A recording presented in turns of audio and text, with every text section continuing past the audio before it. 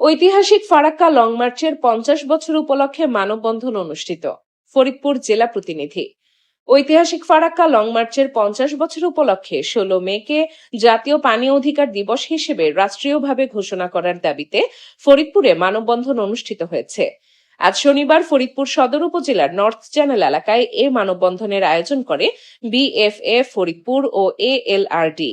মানববন্ধনে বক্তারা বলেন, ফারাক্কা লং মার্চ ছিল বাংলাদেশের পানি অধিকার রক্ষার আন্দোলনের একটি গুরুত্বপূর্ণ অধ্যায়। দেশের নদ নদী, পরিবেশ ও কৃষি রক্ষায় পানি অধিকার নিশ্চিত করা এখন সময়ের দাবি। তাই 16 মেকে জাতীয় পানি অধিকার দিবস হিসেবে রাষ্ট্রীয় স্বীকৃতি দেওয়ার আহ্বান জানান তারা।